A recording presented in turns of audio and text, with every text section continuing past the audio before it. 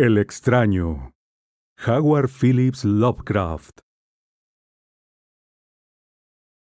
Aquella noche el varón soñó mucho, y todos sus antepasados con figura y forma de bruja y diablo y cadáver acompañaron sus pesadillas.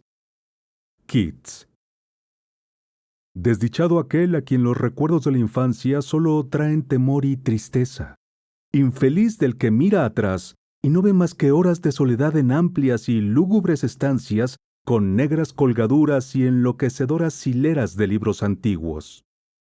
O aquel que ve espantosas vigilias entre árboles sombríos y grotescos, verdaderos gigantes que agitan silenciosamente sus torcidas ramas. Esto es lo que los dioses me dieron a mí, el aturdido, el desilusionado, el estéril, el desarraigado. Y sin embargo, cuando mi mente trata de llegar más allá, me aferro desesperadamente a aquellos recuerdos marchitos y me siento extrañamente alegre. Ignoro dónde nací. Lo único que sé es que el castillo era infinitamente antiguo e infinitamente horrible, lleno de oscuros pasadizos y con unos techos muy altos en los que la mirada solo podía distinguir telarañas y sombras. Las piedras de los ruinosos castillos estaban siempre espantosamente húmedas, y en todas partes había un olor horrible, como de montones de cadáveres que se hubieran acumulado durante generaciones. No había nunca luz, de modo que yo solía encender velas para disponer de claridad. No penetraba nunca la luz del sol, debido a que enormes árboles crecían a mayor altura que el punto más elevado de la torre a la que yo tenía acceso. Había otra torre negra que se elevaba por encima de los árboles en el desconocido cielo exterior, pero estaba parcialmente en ruinas y no podía subirse a ella a no ser que se trepara por la pared, piedra a piedra. Debí vivir años enteros en aquel lugar, pero no puedo medir el tiempo. Alguien debió preocuparse de atender mis necesidades, aunque no recuerdo a ninguna persona, excepto a mí mismo, ni a ningún ser viviente aparte de las silenciosas arañas, ratas y murciélagos. Creo que quien me alimentó debió ser alguien sorprendentemente viejo, ya que mi primera idea de una persona viva fue la de una burlona réplica de mí mismo, aunque retorcida, encogida y vieja como el castillo. Para mí no había nada de grotesco en los huesos y esqueletos que llenaban algunas de las tumbas de piedra excavadas en la parte más honda del castillo, entre sus cimientos. En mi imaginación, asociaba aquellas cosas con acontecimientos normales, y pensaba que eran más naturales que los grabados de vivos colores en los que se reproducían seres vivientes que encontraba en muchos de los desvencijados libros. De ellos aprendí lo que sé. Ningún profesor me apremió ni me guió, y no recuerdo haber oído ninguna voz humana en todos aquellos años, ni siquiera la mía. Aunque he leído que existe la facultad de hablar, nunca traté de hablar en voz alta. Mi aspecto era también desconocido, ya que en el castillo no había espejos, y yo me limitaba a considerarme a mí mismo como semejante a las juveniles figuras que veía dibujadas y pintadas en los libros. Tenía la impresión de ser joven debido a lo poco que recordaba de mi vida anterior. En el exterior, al otro lado del pútrido foso y debajo de los sombríos árboles, me tumbaba a menudo para soñar en las cosas que había leído en los libros, y me imaginaba a mí mismo en medio de una alegre muchedumbre en el soleado mundo que había más allá de los interminables bosques. En cierta ocasión traté de escapar del bosque, pero a medida que me alejaba del castillo, las sombras se hicieron más densas y el aire se llenó más y más de funestos presagios, de modo que retrocedí frenéticamente para no perderme en el laberinto de nocturnal silencio. Y así, a través de interminables crepúsculos, soñaba y esperaba, aunque ignoraba el objeto de mi espera. A veces en la oscura soledad, mi deseo de luz era tan intenso que alzaba desesperadamente las manos hacia la única torre en ruinas que se elevaba por encima de los árboles al desconocido cielo exterior, y al final decidí escalar aquella torre, a pesar del peligro de caer que ello significaría. Era preferible echarle un vistazo al cielo y perecer, que vivir en aquella perpetua oscuridad. En el húmedo crepúsculo trepé por la gastada y vieja escalera de piedra hasta que alcancé el rellano donde terminaba, y a partir de allí seguí ascendiendo peligrosamente apoyando los pies en los pequeños asideros. Aquel cilindro de roca sin escalera resultaba fantasmal y terrible, oscuro, ruinoso, desierto y siniestro, con los sorprendidos murciélagos cuyas alas no producían el menor ruido. Pero más fantasmal y terrible era aún la lentitud de mi ascensión. Por mucho que ascendía, la oscuridad encima de mi cabeza no era menos intensa. Un escalofrío recorrió todo mi cuerpo. Me pregunté por qué no alcanzaba la luz, y de haberme atrevido, hubiera mirado hacia abajo. Imaginé que la noche había caído repentinamente sobre mí, y me aferré inútilmente con una mano libre al alféizar de una ventana para mirar hacia afuera y tratar de calcular la altura que había alcanzado. De pronto, tras una interminable, pavorosa y ciega ascensión por aquel cóncavo precipicio, noté que mi cabeza tocaba una cosa sólida, y supe que había llegado al techo, o al menos a alguna clase de suelo. En la oscuridad alcé mi mano libre, palpé el obstáculo y comprobé que era de piedra e inamovible. Entonces di un mortal rodeo a la pared, aferrándome a los más leves puntos de apoyo que encontré, hasta que finalmente mi mano alzada halló la abertura del obstáculo y empecé a ascender de nuevo, empujando la losa o la puerta con mi cabeza, ya que tenía ambas manos ocupadas en el peligroso ascenso. Encima no se veía ninguna claridad, y a medida que mis manos progresaron en la subida, supe que mi ascensión había terminado, puesto que la losa era una trampilla que conducía a una superficie de piedra de mayor circunferencia que la torre inferior, sin duda el suelo de alguna elevada y amplia torreta de observación. Me introduje cuidadosamente a través de la abertura, y traté de impedir que la losa cayera de nuevo, aunque fracasé en este último intento. Mientras me dejaba caer, exhausto sobre el suelo de piedra, oí los fantasmales ecos de su caída, aunque confié en que podría volver a alzarla cuando fuese necesario. Creyendo encontrarme a una prodigiosa altura, muy por encima de las más elevadas ramas de los árboles del bosque, me arrastré hasta una de las ventanas, creyendo que por primera vez iba a poder contemplar el cielo, la luna y las estrellas, cuya existencia conocía a través de los libros. Sin embargo, mi decepción fue mayúscula, ya que todo lo que vi fueron unas amplias estanterías de mármol que sostenían unas odiosas cajas oblongas de tamaño inquietante. Me pregunté qué espantosos secretos encerraba aquella estancia edificada a tal altura. Luego, inesperadamente, mis manos se posaron en el umbral de una puerta, toda de piedra, labrada con extraños dibujos. La empujé y descubrí que estaba cerrada, pero haciendo un supremo esfuerzo conseguí abrirla. En cuanto quedó abierta, caí en el más puro de los éxtasis que había conocido, ya que, brillando apaciblemente a través de una adornada verja de hierro y encima de un corto pasadizo de escalones de piedra que ascendía desde la recién descubierta puerta, vi la radiante luna llena, la cual no había visto hasta entonces más que en sueños y vagas visiones que no me atrevo a llamar recuerdos. Imaginando ahora que había alcanzado la verdadera cima del castillo, empecé a trepar por los escalones que había detrás de la puerta. Pero la luna quedó repentinamente velada por una nube, tropecé y me vi obligado a continuar mi ascenso más lentamente en la oscuridad. Era todavía muy oscuro cuando llegué a la verja, la cual empujé cuidadosamente para descubrir que estaba abierta, aunque no la abrí por miedo a caer desde la impresionante altura a la que había trepado. En aquel momento volvió a salir la luna. La más diabólica de todas las impresiones es la que procede de lo abismalmente inesperado y grotescamente increíble. Nada de lo que había dejado atrás podía compararse en terror con lo que ahora vi, con las extrañas maravillas que el espectáculo ofrecía. El espectáculo en sí era tan sencillo como asombroso, ya que era simplemente esto.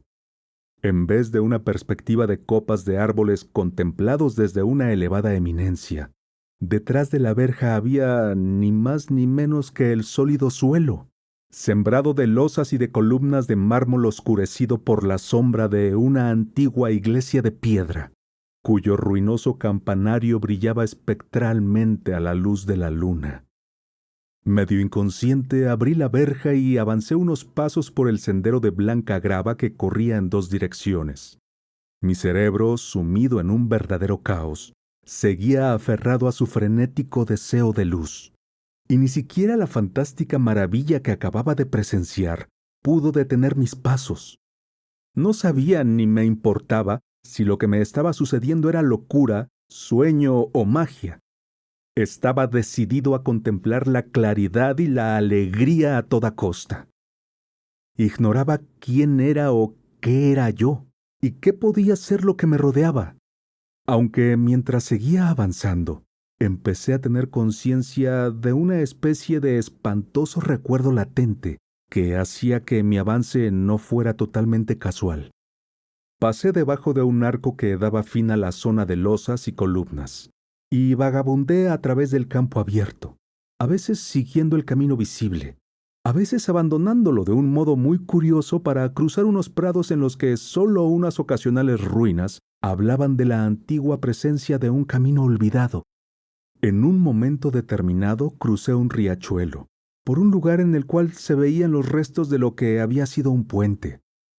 Habían transcurrido más de 2 horas cuando llegué a lo que parecía ser el término de mi excursión, un venerable castillo de muros cubiertos de hiedra, en medio de una frondosa arboleda sorprendentemente familiar, aunque a mis ojos lleno de extrañas perplejidades.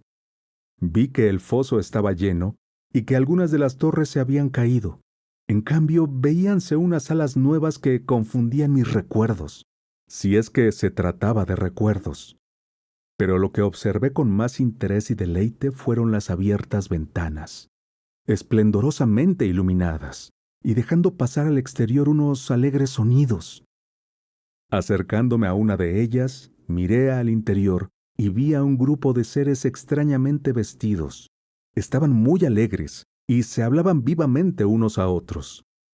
Hasta entonces, aparentemente, yo no había oído hablar a ningún ser humano, y solo en forma vaga pude intuir lo que estaban diciendo.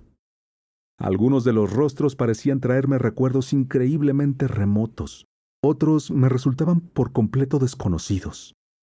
La ventana era muy baja, y decidí pasar al interior de la estancia, emocionado y feliz al creer que había terminado mis horas de negra desesperación. Pero entonces empezó la verdadera pesadilla, ya que en el momento en que entré en la estancia se produjeron las más espantosas manifestaciones de terror que imaginarse puedan. Mi presencia provocó en los reunidos un repentino e irrefrenable miedo, desencajando todos los rostros y haciendo surgir los más horribles gritos de casi todas las gargantas. La huida fue general, una huida precipitada en tropel. Muchos se habían cubierto los ojos con las manos, y en su afán por escapar, tropezaron ciegamente contra muebles y paredes antes de conseguir llegar a alguna de las numerosas puertas.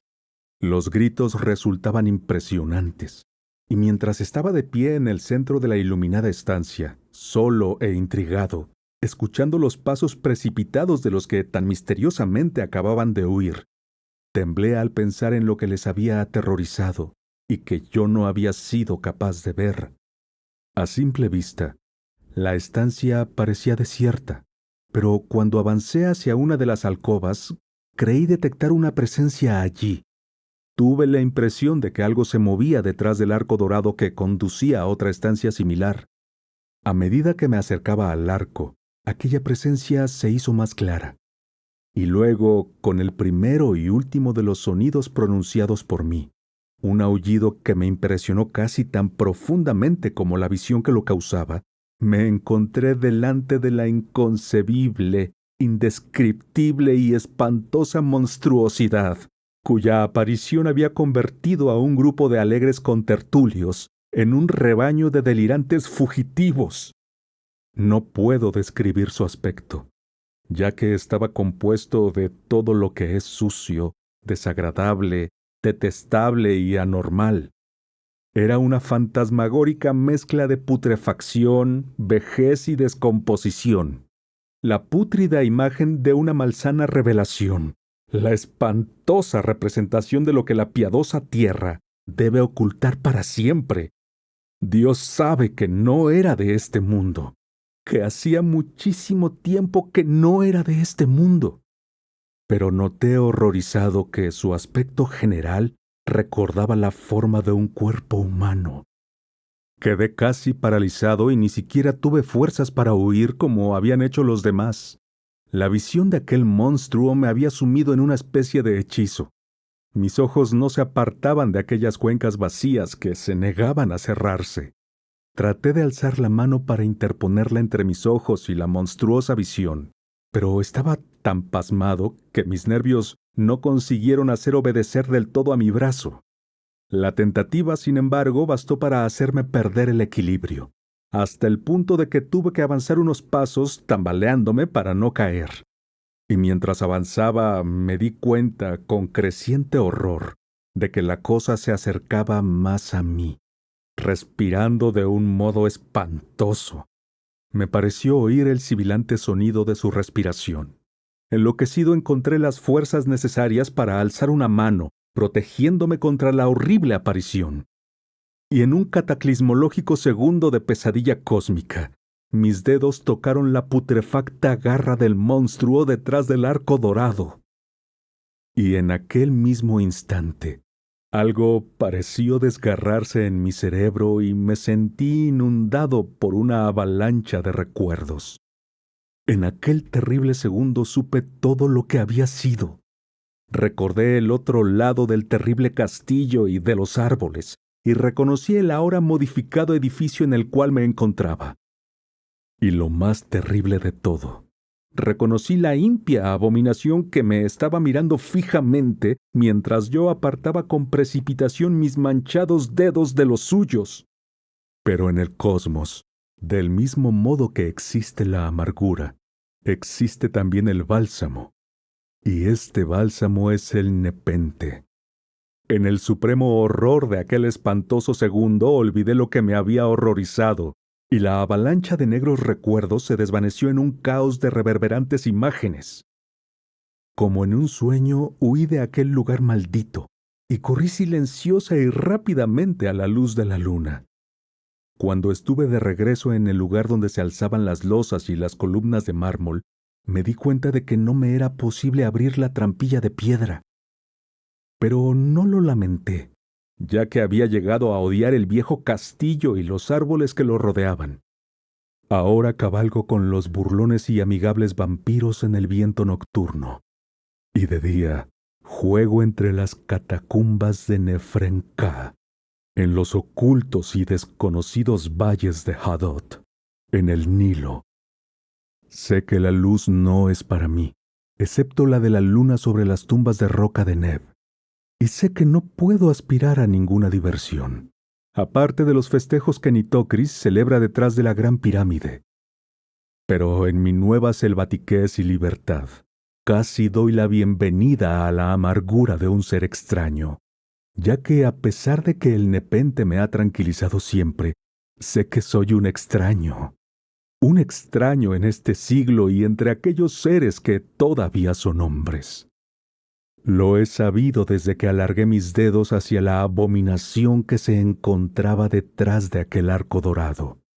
Desde que alargué mis dedos y toqué una fría y firme superficie de pulido cristal.